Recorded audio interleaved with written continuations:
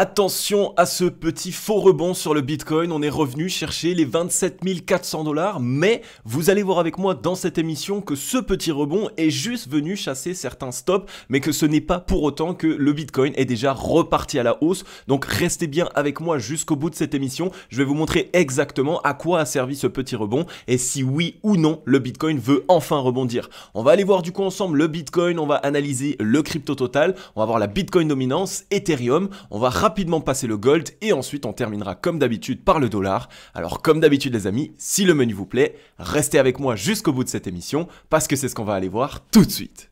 Even when you feel low, you can still go. Even when you feel slow, you can still go. Even when there's no hope, you can still go. I never answer to no, man, I still go. Go, go, go, go, go, go, go, go, go, go, go, go, yo, go, go. Hello à toute la team Logique, ravi de vous retrouver dans cette nouvelle analyse du marché crypto-monnaie. On est aujourd'hui le mardi 23 mai 2023 et il est actuellement 8h35 à l'heure à laquelle je tourne cette émission. Alors comme vous l'avez vu en introduction d'émission, le Bitcoin est venu trouver un léger rebond. On est allé chercher la zone des 27 400 $. Je vous en avais déjà prévenu évidemment dans l'émission d'hier en vous disant qu'on pourrait connaître ce type de petit rebond juste pour aller chasser des stops, mais que ce n'est pas pour autant qu'il faut s'affoler. Donc vraiment les amis, restez avec moi jusqu'au bout de cette émission.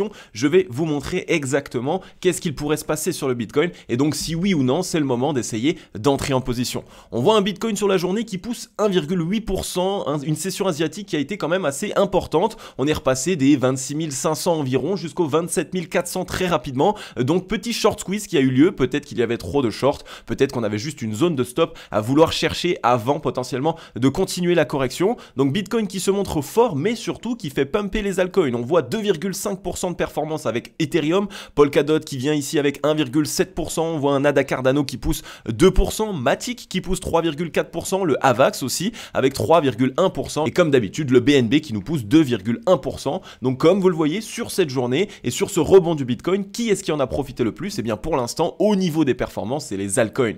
Et comme vous le savez aussi, quand on est dans une disposition dans laquelle la Bitcoin dominance essaye de reprendre vraiment de la force, et bien voir des altcoins pumper plus que le Bitcoin, ça peut nous envoyer un très fort signal sur un bull trap. Donc c'était simplement un petit short squeeze mais qui n'a pas de réel objectif haussier. Donc attention les amis, n'essayez pas de FOMO, ce n'est pas le moment. On va aller voir ensemble directement sur les graphiques pourquoi est-ce que le Bitcoin a connu ce léger rebond.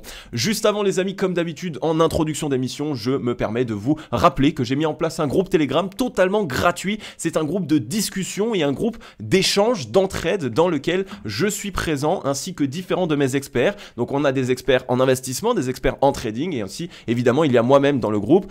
On est là pour répondre à vos questions, on est là pour vous aider aussi sur le marché crypto-monnaie et en même temps on est là aussi pour réunir un maximum de personnes crypto-passionnées pour pouvoir en discuter, échanger, partager des informations. Bref, c'est un énorme plus pour cette année 2023-2024 si vous êtes investisseur ou même trader du marché crypto-monnaie. On vous partage un maximum d'analyses techniques, d'informations, d'analyses moyen terme, long terme, des analyses on-chain. Bref, toutes les informations les plus pertinentes du marché crypto-monnaie sont condensées dans ce groupe Telegram. Donc n'hésitez pas à nous rejoindre, c'est tout à fait gratuit. En cliquant une seule fois directement dans le lien qui est dans la description ou en commentaire épinglé, vous allez pouvoir directement nous rejoindre de l'autre côté. Et donc je vous attends, je vous dis à tout à l'heure. Ensuite, on va pouvoir passer directement sur le Scalpex Index. On y voit un crypto fear and greed dans la neutralité 50. Donc on est toujours dans cette indécision totale. Je vais pas vous le répéter à chaque fois. Vous le savez, la psychologie du marché, c'est très important à comprendre pour savoir dans quelle situation de marché est-ce que l'on se trouve. Et actuellement, on est dans cette situation de marché dans laquelle les whales essayent de créer du flou. On ne veut pas que les investisseurs, même les traders, sachent dans quelle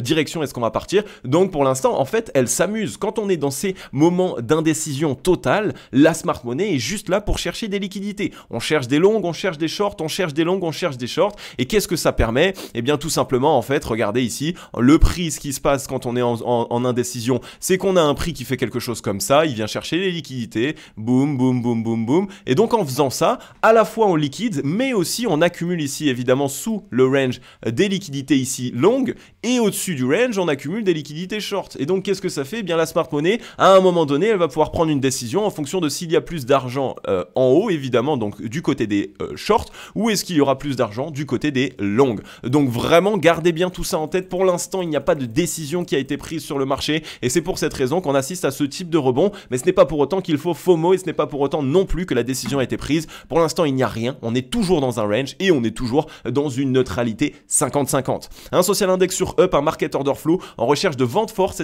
ce matin. Alors regardez un petit peu ici ce qu'il se passe par rapport à hier, pas grand chose, on est toujours ici dans cette consolidation. On pourrait y voir à peu près un petit flag en fait qui se fait un petit peu de ce type là.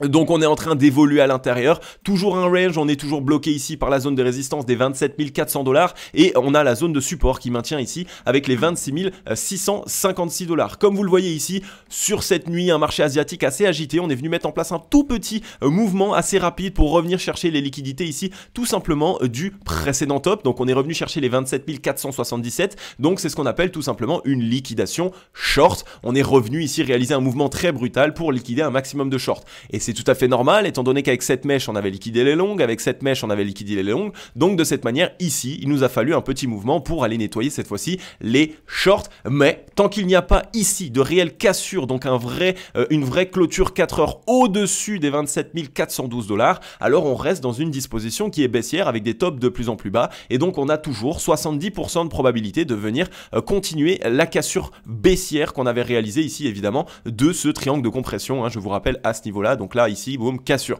Donc on a toujours pour l'instant une disposition qui est baissière et on a toujours un objectif qui est baissier tant qu'on ne vient pas trouver en 4 heures aujourd'hui ou demain ou dans les jours à venir une clôture au-dessus ici des 27 400 $. Donc prudence, n'essayez pas de FOMO, même si vous voyez des altcoins qui sont un petit peu à nouveau dans le vert et que vous avez l'impression qu'on est au bottom. Pour l'instant, ce n'est pas encore le cas. C'est le Bitcoin qui domine le marché et il ne nous montre pas encore de réels signaux de force acheteuse. On est toujours dans une disposition et une dynamique baissière, et en plus de ça, les vendeurs arrivent toujours à défendre le premier stop. Et ça, c'est évidemment aussi quelque chose de très important à comprendre. Dans une dynamique baissière, on fait des tops de plus en plus bas et des bottoms de plus en plus bas. À partir du moment où le marché vient se retourner pour chasser le premier stop, c'est un signal de chasse des stops. Donc ici, on chasse les stops. Par contre, si on y voit quelque chose comme ça, et ensuite, donc un beau W déjà qui se met en place, et en plus qu'on vient chercher le deuxième sommet précédent, donc la deuxième zone de liquidité short, là, à ce moment-là, on est sur une dynamique qui commence à essayer de retourner haussier. Alors que à l'inverse, si on est juste dans l'attaque du premier stop et qu'on n'arrive pas à l'attaquer et qu'on vient tout simplement se faire rejeter, alors c'était simplement une chasse au stop, chasse aux liquidités, et on part directement de l'autre côté. Donc pour l'instant, il n'y a rien de boule, c'est juste une chasse au stop. Donc surveillez bien tout ça. Et pour les traders, hein, pour les personnes qui réalisent du trading, quand vous êtes ici dans ce type de disposition et qu'on arrive ici tout simplement dans la zone de résistance, donc ici hein, dans cette zone qui nous rejette, et bien ici il y a toujours une belle possibilité d'essayer de prendre des shorts et de venir placer le stop juste au-dessus. Ici 27 428, on le prend ici et on peut ici essayer évidemment de viser le take profit dans la borne basse. On peut chercher la mèche plus basse précédente et on peut même essayer de se dire qu'on pourrait revenir chercher la mèche. Donc on aurait ici 3 TP pour un petit stop loss qui est assez serré. Donc vraiment n'hésitez pas les amis. Comme d'habitude, ce n'est pas un conseil en investissement, c'est juste ici un setup que je vois actuellement. On va passer directement maintenant sur le Bitcoin en daily. Donc comme vous le voyez ici, le Bitcoin en daily est toujours dans son range. Donc le range que je vous ai déjà délimité avec la zone de résistance qui est ce rectangle rouge ici aux alentours des 29 000 $ environ en moyenne. Et ici, la zone de support qui est simplement ici les 26 761. Donc on est tout simplement aussi, comme je vous l'ai déjà montré, dans cette disposition d'épaule, tête-épaule. On a cassé à la baisse.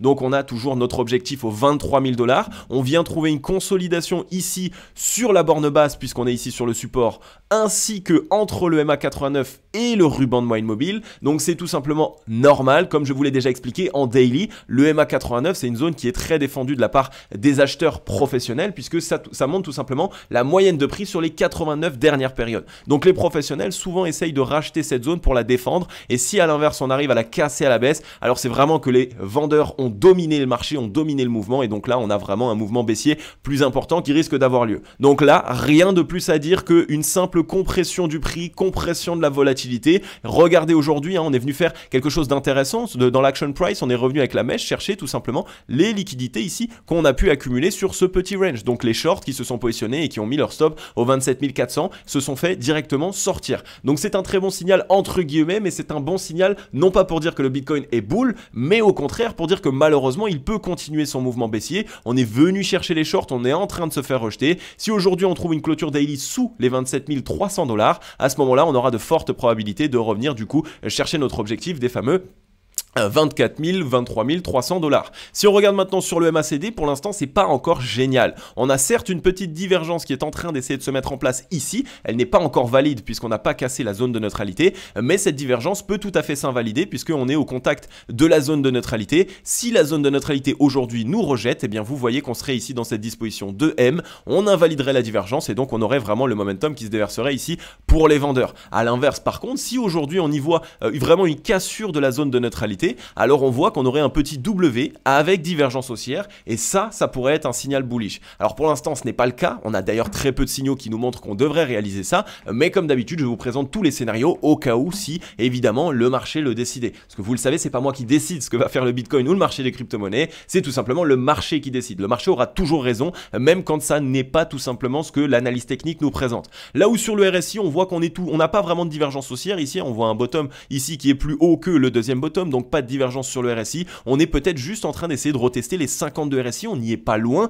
donc c'est évidemment ici, après l'avoir cassé dans ce M, on vient franchir les 50 et ça peut arriver qu'on ait besoin de retester en tant que résistance avant de se faire rejeter complètement. En plus de ça, vous le savez, sur le ratio long short, on est en train d'essayer de gagner du temps pour récupérer de la force vendeuse, puisque je vous rappelle que on n'est pas très loin ici de la zone de survente, donc il est possible que on essaye de consolider encore un petit peu pour permettre ici tout simplement au ratio long short de monter et par la suite de pouvoir déverser ça pour les vendeurs et essayer d'exercer un mouvement baissier. Une fois de plus, ici c'est un très bon signal par contre pour le Bitcoin de voir qu'on n'est pas loin de la zone de survente, parce que le fait de nous voir pas loin de la zone de survente dit que même si on réalise un mouvement baissier, eh bien les acheteurs vont normalement facilement à un moment donné réussir à absorber les liquidités vendeuses pour essayer de tenir le prix. Donc on n'ira pas rechercher ici tout très très bas, ou du moins pas d'un seul trait. Je ne vois pas rechercher les 20 000 $ d'un seul trait, ce n'est pas possible actuellement au vu de la force vendeuse. Par contre on pourrait facilement revenir chercher la première zone d'arrêt, les 25 000, 25 110 $, et trouver consolidation dans un premier temps ici. Donc le premier objectif pourrait être les 25 000 tout simplement parce que la force vendeuse qui est actuellement dans le mouvement pourrait permettre de revenir chercher les 25 000, mais par contre, elle ne pourrait pas nous permettre de rechercher bien plus bas. Donc voilà un petit peu sur le Bitcoin, on est en train de retester le ruban là aussi, mais pas le retester en tant que support, on le reteste en tant que résistance, donc c'est aussi un signal qui est plutôt bearish, puisque vous le savez, quand le prix se trouve sous le ruban de moyenne mobile, eh bien le ruban joue une zone de résistance importante, donc on est juste revenu la tester. Si aujourd'hui ou demain on n'arrive pas en daily à franchir cette fameuse ruban de moyenne mobile, alors c'est un signal plutôt bearish, on aura une grosse zone de résistance en dessous de la tête, et on pourrait dessiner ici ce M sur le ruban pour casser le MA89. Donc voilà exactement ce qu'il pourrait se passer. Maintenant évidemment comme d'habitude, soyez prudents, tout n'est pas joué, on est toujours en plus de ça, au lieu de s'affoler, on est toujours dans ce range, donc on est toujours entre cette borne et cette borne. Donc actuellement, pas de réelle décision qui est prise, donc ne soyez pas en train tout simplement d'être tous les jours derrière les graphiques. Mettez-vous une petite alerte ici s'il y a une cassure, mettez-vous une alerte ici s'il y a une cassure, et à ce moment-là, vous allez avoir du mouvement. Maintenant on est sur le crypto total. Sur le crypto total c'est un petit peu plus avancé que sur le Bitcoin. On est toujours dans cette épaule tête épaule par la même occasion. On est sous la trend. On est venu consolider très fortement en dessous de le MA89. Fausse petite sortie aujourd'hui. Et pourquoi est-ce que je pense que c'est une petite fausse sortie? Bien regardez tout simplement, grosse zone de résistance au-dessus de la tête. On vient juste chercher les stops et on est en train de se faire rejeter aujourd'hui. Donc il y a de fortes probabilités que ce soit juste une chasse au stop. Que en plus de ça ait tout simplement motivé beaucoup d'investisseurs qui voient des altcoins dans le vert à rentrer sur les altcoins et finalement boum, on les piège. Alors pourquoi est-ce qu'on fait ce type de consolidation? Eh bien je vous rappelle que ici sur le crypto total, donc en grande partie sur les altcoins, eh bien on a piégé un maximum d'acheteurs. Tous les acheteurs ici entre les 1186 milliards et les 1146 milliards sont piégés. tous les acheteurs entre les 1253 milliards et les 1191 milliards sont piégés. Et donc là, on fait quoi? On refait une consolidation. Donc si on fait cette consolidation et que par la suite on fait ça, eh bien on aura piégé à nouveau toutes les personnes qui étaient dans le train ou qui ont voulu acheter entre les 1111 milliards et les 1072 milliards. Donc on est juste en train d'essayer de piéger un maximum d'investisseurs. Donc prudence par rapport à ça, une fois de plus, ne soyez pas ici tout simplement l'appât. L'appât, c'est la personne qui va essayer de se positionner dans une consolidation comme celle-ci.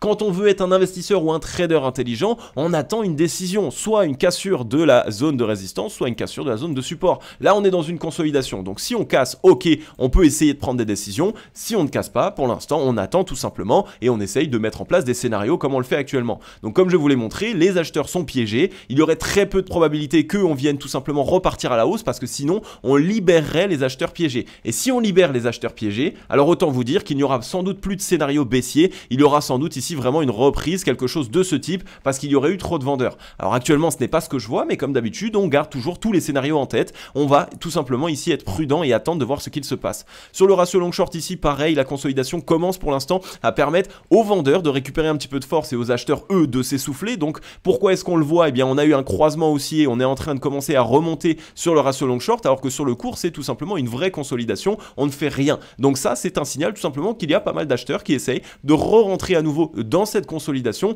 mais que actuellement, ils s'essoufflent. Donc ça veut dire que la pression vendeuse reste plus importante que la pression acheteuse.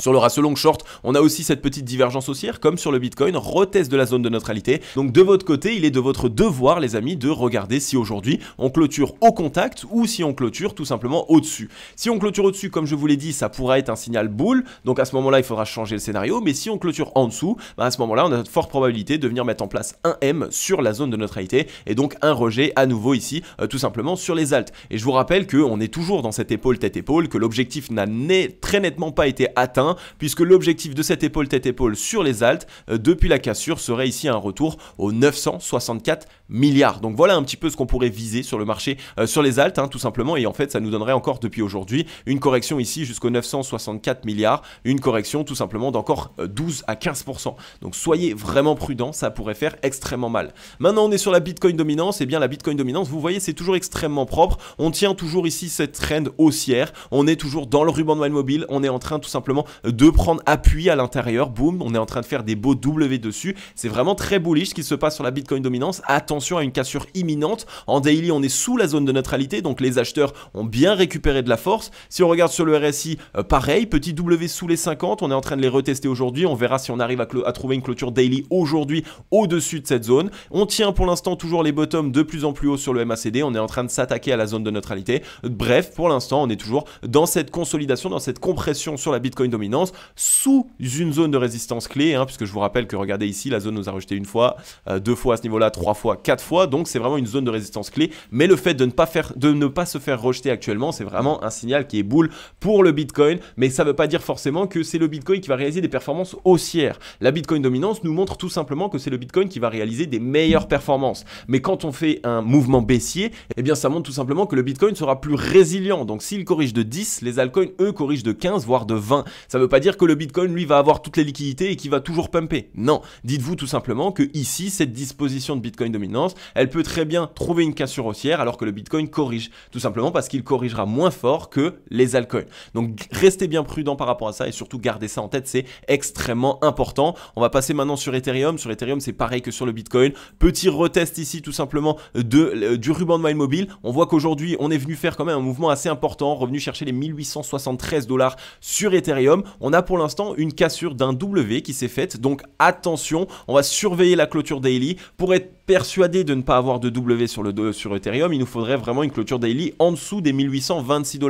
Donc on va bien voir si on arrive à trouver clôture en dessous de cette zone. Sinon, malheureusement, on va dire sur Ethereum, on devrait trouver un petit rebond qui nous ramènerait ici en zone de rechargement vendeuse. Et là, à ce moment-là, s'essouffler et repartir plus bas. Mais ça prendrait encore du temps. Donc à voir maintenant, c'est la clôture d'aujourd'hui qui va nous montrer la décision. Regardez ici sur le RSI, c'est très propre ce qu'il se passe. On voit qu'on est sur trois tops. Ici, un top qui avait sauvé les 50 et finalement, non, on est repassé en dessous. Donc qu'est-ce qu'on fait aujourd'hui? Et ça, c'est ce que je vous explique souvent. C'est un rebond technique. Rebond technique parce qu'on est passé sous les 50 et on reteste les 50 en tant que résistance. Tant que aujourd'hui en daily, la clôture n'est pas au-dessus des 50, alors on a de probabilité que ce soit quelque chose comme ceci et qu'on soit dans un M sur les 50 pour revenir chercher les 30 de RSI. Donc le mouvement baissier ici pour l'instant n'est pas terminé. Il va falloir attendre la clôture daily comme je vous l'ai dit, mais si on clôture en dessous des 50 ou au contact, alors on a de fortes probabilités que ce soit juste un faux mouvement et qu'on aille tout simplement chercher bien plus bas sur Ethereum. Donc attention. Et si on regarde sur le ratio long short, on est pareil ici sur cette consolidation en train de retourner de la force pour les vendeurs. On est non loin de la zone de neutralité. Donc attention ici, on pourrait très fortement tout simplement faire ça. Donc consolidation encore un petit peu et boum, finalement on revient chercher la zone de survente, la zone dans laquelle les vendeurs s'essoufflent. Donc tout simplement à nouveau remettre du momentum vendeur dans le mouvement. Sur le gold, bah écoutez, je vous l'ai montré ça à maintes reprises, hein, on est sur quelque chose de très bearish. On vient ici faire des petits tops de plus en plus proches, troisième top de chasse de liquidité et ensuite on dessine du M. Ça, c'est vraiment la structure de prédilection d'un retournement baissier. On n'arrive pas forcément à pousser de plus en plus haut. Il y a une vraie pression vendeuse. Chaque top ici, ils sont de plus en plus proches et ensuite, juste derrière, on dessine du M. Ça, c'est une vraie structure de retournement baissière. Donc sur le gold, on a quelque chose qui est en train de se valider. La structure de retournement baissière, mais en plus de ça, regardez comme c'est propre hein, ici, on est revenu tester la zone de résistance. Donc on est tout simplement ici dans ce M, cassure, retest de la ligne de coup, boum, on peut tout simplement continuer cette poursuite baissière. Donc attention, le gold est en train de nous montrer un signal ici d'essoufflement acheteur, on est bien sur une correction qui est en train de démarrer, rejet ici de cette zone de résistance des 2050 jusqu'aux 2000 $ le once, donc vraiment soyez prudents, le gold vous le savez en ce moment il nous montre pas mal de signaux en avance par rapport au Bitcoin, donc si le gold se met à corriger, ça pourrait être un gros signal pour nous dire que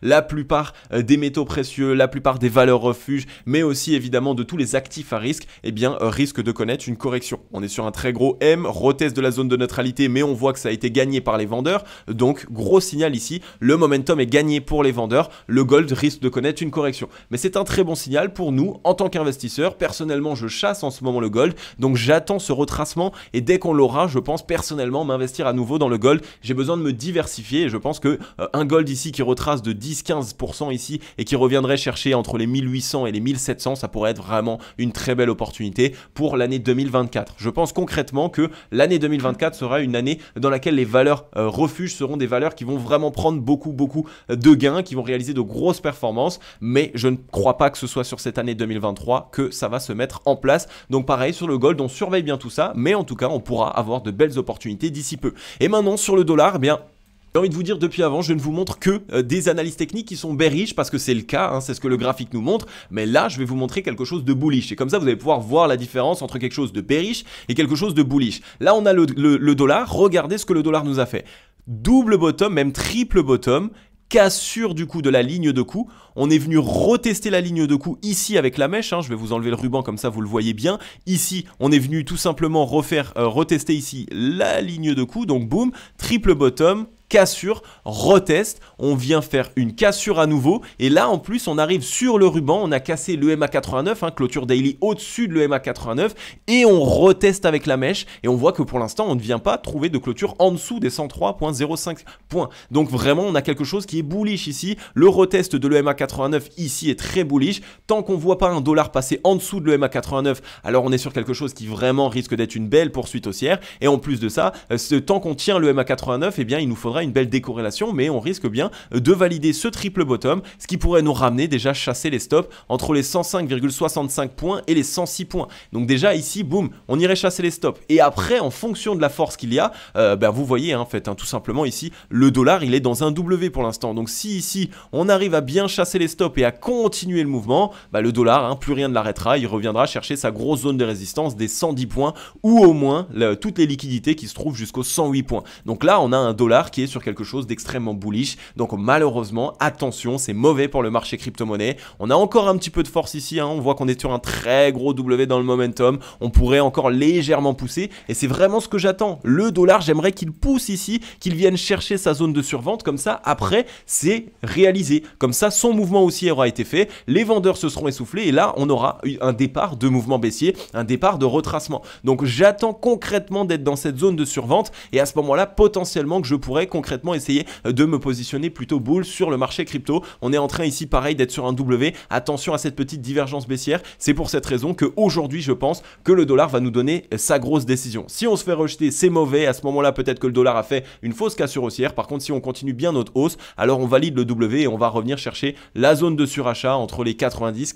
de RSI. Donc attention sur le dollar, on est ici peut-être sur cette semaine ainsi que sur la semaine prochaine, je pense dans les entre 3 semaines et 5 semaines dans quelque chose qui va pouvoir faire quelque chose de ce type. Et à ce moment-là, une fois qu'on aura réalisé ce mouvement, on aura la force vendeuse nécessaire pour repousser le dollar à la baisse. Mais maintenant, une fois de plus, prudence. Et comme vous le voyez ici sur le MACD, c'est pareil sur le dollar. Le dollar, lui, est au-dessus de la zone de neutralité. Donc, il a regagné le momentum acheteur. C'est les acheteurs qui ont le momentum. Donc, même si on fait ça, on a toujours le momentum pour les acheteurs tant qu'on tient la zone de neutralité. Donc, prudence par rapport à ça. Le dollar est en train de réaliser une très belle reprise haussière. Ok la team, j'en ai terminé avec cette émission. Comme d'habitude, j'espère qu'elle vous aura plu un maximum. Si c'est le cas, n'hésitez pas à laisser votre meilleur like et votre meilleur commentaire. Ça fait vraiment super plaisir. Mais surtout, ça soutient la chaîne un maximum. Ça soutient mon travail puisque je vous rappelle que là, ce que je vous réalise, toutes les vidéos, les analyses techniques et les informations plus poussées que je vous partage, je le fais de manière gratuite. Donc c'est quand même quelque chose qui est un gros plus puisque la plupart de ce type d'informations, et ça il faut le comprendre, sur les marchés financiers, donc dès qu'on peut gagner de l'argent, les informations coûtent extrêmement cher. Et vous n'avez même pas idée d'à quel prix quelqu'un, un investisseur intelligent, pourrait payer très cher une information privilégiée ou ce type d'analyse technique dans lesquelles on va dans des informations plus poussées. Et ça, pourquoi est-ce que je vous dis que j'ai des informations plus poussées? C'est juste l'expérience. Ça fait juste beaucoup de temps quand même que j'analyse les graphiques et donc que j'arrive à comprendre l'action price. Qu'est-ce que le prix réalise et pourquoi est-ce qu'il le réalise? Donc ça, c'est des informations qui permettent concrètement d'avoir, on va dire 60-70% des informations en plus par rapport à un investisseur débutant ou un investisseur qui est non aguerri. Donc j'espère concrètement que ça vous aide au quotidien. Si c'est le cas, n'hésitez pas aussi à me le dire dans les commentaires, ça fait vraiment super plaisir. Et voilà, comme d'habitude les amis, je vais vous laisser là. Je vais vous souhaiter à tous et à toutes une agréable journée ou une agréable soirée. C'était Cryptologique. Ciao, bye bye.